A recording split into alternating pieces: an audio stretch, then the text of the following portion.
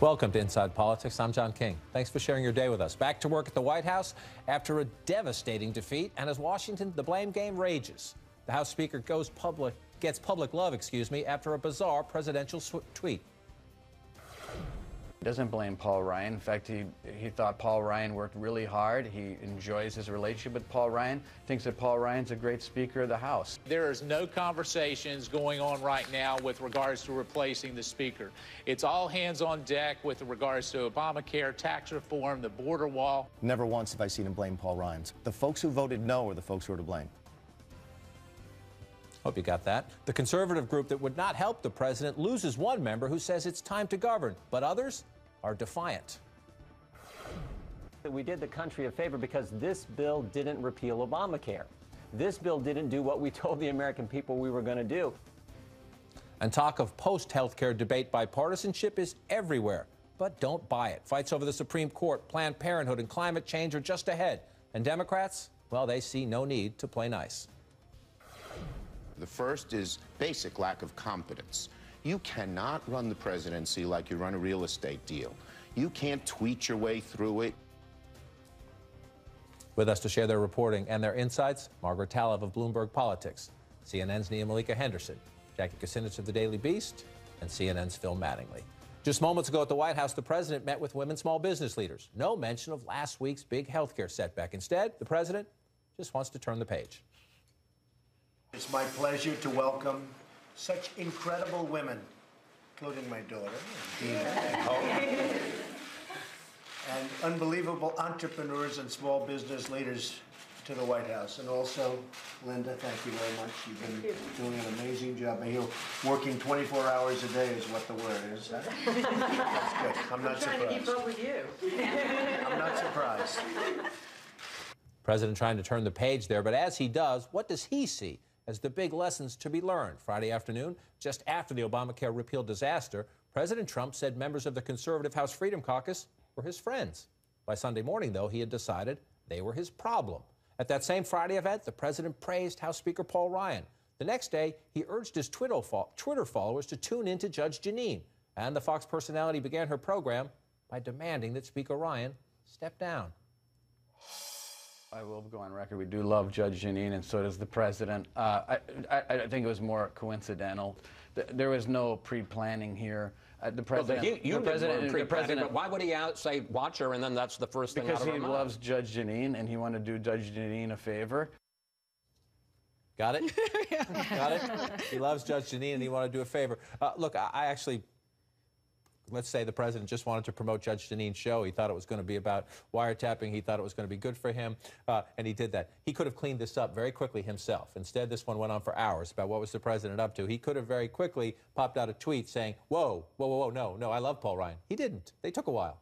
Yeah, and I think that's the surprising thing here, because, and I think a lot of us have heard this, over the course of the last 3 or 4 days of the healthcare fight, the president and the speaker, one-to-one, were on very good terms in terms of a number of phone calls every day. Obviously, a very long lunch meeting, phone calls over the weekend.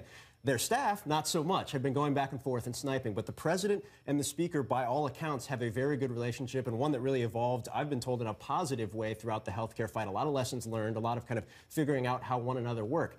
And then you have the tweet, and then you have the opening segment, and then you have pure silence from the White House. It took the Speaker's office to come out and say, they had another call, everything's good, it's very clear. He was not trying to direct anybody to Judge Jeanine's opening statement, and I think, or Judge Pirro's opening statement. And I think it's just kind of one of those things where everybody's kind of scratching their head because everything leading up to that point seemed like they were okay. And it certainly doesn't help that the history between Bannon and Paul Ryan. I mean, Trump's right-hand guy had set his sights on Paul Ryan and getting rid of Paul Ryan, I think by spring. That was a report last year. So you can't discount that whenever there is this friction between the two, that a very high-ranking official is not Paul Ryan's friend. Yeah, and if you looked on Breitbart, the days after this happened, it talked about Paul Ryan being on shaky ground. And all throughout this whole conversation about health care, the grassroots have very much singled out Paul Ryan as to blame for what was put forward. People like Sarah Palin said this is Paul Ryan's mess and thought that Donald Trump would come in and clean it up. The Tea Party Patriots, same thing, blaming the House leadership. So there very much is an appetite for this administration to blame Paul Ryan, or at least give a wink and a nod to what Jeanine Pirro said. During the campaign and the early months of the administration, the reporting about kind of how does Trump work has always suggested that he sort of thrives on a little bit of chaos and competition among the internal channels. And so the test or the question for him is it productive at this point or not productive? And are we going to see kind of a reining in of this, a more consistency of message, or an encouragement of these different channels to send different and sometimes conflicting signals? On the one hand, Paul Ryan's on his heels a little bit, cautious, careful to make sure everything's going okay. On the other hand, if what he really wants is a rock-steady alliance between the two, this is not productive. Well, that's the key conversation today. We can look back and have a lot of fun as political reporters because there's a lot of chaos and a lot of mess and a lot of finger-pointing. The question is, what lessons is each of the key individuals, key groups learning as we go forward? The president says he wants to get to tax reform. Number one, the math's a lot harder. You needed health care reform. The reason they went first is there was a lot of money in health care reform to help you pay for tax reform. Number two, the question is, what about the dynamics? The Democrats are not going to rush to embrace giant tax cuts for corporations and wealthy Americans. So all this talk about bipartisanship, we'll get deeper into that. He needs Republicans on this issue. And so Friday, he said the Freedom Caucus is my friends. I'm told, I think you guys all would agree, the Speaker told him, don't trash these guys. I don't like them either. I'm disappointed in them, but I need them going forward. Don't trash them. But then the president starts tweeting Sunday morning, Democrats are smiling in D.C. that the Freedom Caucus, with the help of Club for Growth and Heritage, have saved Planned Parenthood and Obamacare.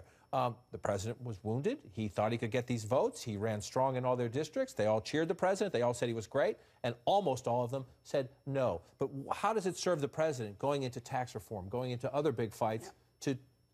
That's 20-something, somewhere in the ballpark of 30 people, depending on how many people stay in the Freedom Caucus. Does that help or hurt? I mean, here's the thing, though. He's got a better shot of making friends with the Freedom Caucus again than he does of making friends with Democrats, who he's trashed over and over again, who he blamed initially for this going down. So in terms of who can he convince more to his side, Before you jump in, I just want to play Ted Poe here. Ted Poe was a member of the Freedom Caucus. Now, he was going to vote yes on the health care bill, but he was a member of the Freedom Caucus. Most of those members said no, sorry, Mr. President, and they just didn't believe it repealed Obamacare. They thought it left too much government in place, and they're getting cheered back home, most of these members, and conservative groups are cheering them for standing up to the new Republican president. But Ted Poe says, hey, we run all of the government now, we have to govern. He stepped out of the Freedom Caucus. Here's his message.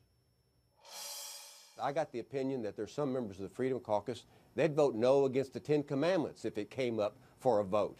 It is so easy to sit back, cross your arms, and say, no, I'm not going to support that. And then what do we have? We have a situation where we are not making positive changes in the country or leading. And that's the problem we have. We have to lead. We're the party in power.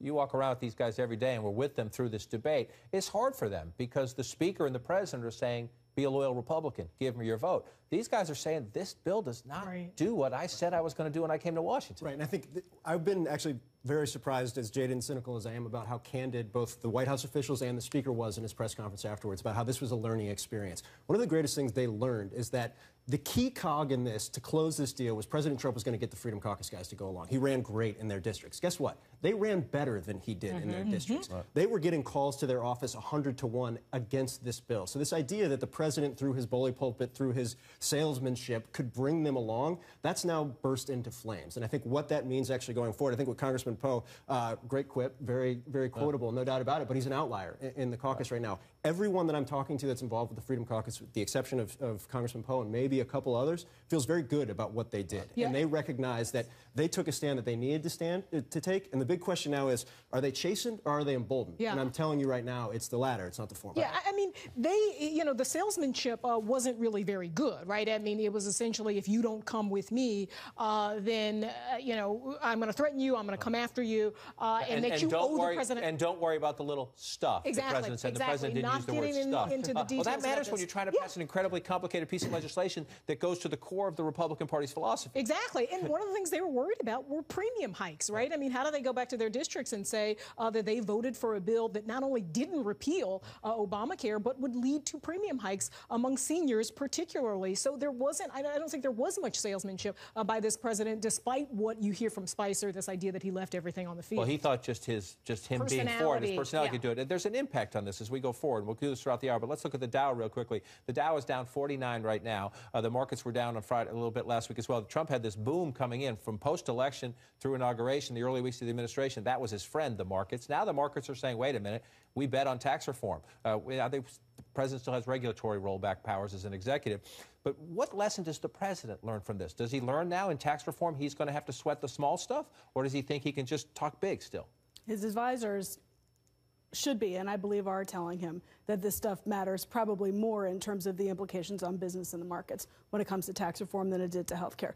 For constituent purposes, for middle America, you could argue for moral purposes in terms of whether people have health care, that test really did matter. And what they do in the follow-through, how Obamacare is administered as they figure out if or what to do about it, all that does matter. But the implications in the business world and the investing world matters very much, that they show real planning and methodical steps forward in the weeks to come. And there's also, don't forget, there's a CR coming up. They're right. I mean, tax reform aside, there's the continuation of government. They got to keep the government open. They got to have a fight over Planned Parenthood coming. That's just the beginning of the list. All things that, again, divide the parties and then divide within the Republican Party on these issues. What is the sense from the Republican leadership on the Hill side? What do they hope the president learns from this? That dealing with the Freedom Caucus early on, if you give them an opening, they're going to keep asking for more. And I think that what I've heard over and over again the minute he said this is a negotiation, the second he opened the door, and look, I think you have to understand, when the president, I've talked to dozens of people who were in these closed-door meetings with him, and this is how he works, right? He's not saying no negotiation. This is part of his kind of conversant nature. Repeatedly, when the Freedom Caucus guys were trying to get into details, he would brush it back and, no, this is about the politics. This is about, sure, we can talk about whatever you want to talk about. There was never supposed to be a negotiation on this bill. That's just, that's period, end of story. It wasn't supposed to happen. And the second the president opened the door and his team kind of followed through and continued to act like there were negotiations going on, that's what short-circuited kind of the very careful kind of make sure the conservatives have enough, make sure the moderates have enough. That disappeared. And if you talk to people that were involved in the process who are for the bill, who drafted the bill, they feel like that deserves a lot of the blame for what happened. I think the big question now is, though, is the lesson that you need the Freedom Caucus guys in earlier and drafting, or is it the lesson that you cut them out altogether and entirely? And I don't think anybody has a good answer to that. It's hard to cut them out, though. You lose that many votes. Exactly. That's exactly right. Everybody sit tight. Much more of this to cover as we go through. But next, spy novel intrigue right here in Washington. Questions for a member of the President's Inner Circle and new information about the whereabouts of the House Intelligence Committee chairman the day before he revealed key information about his investigation.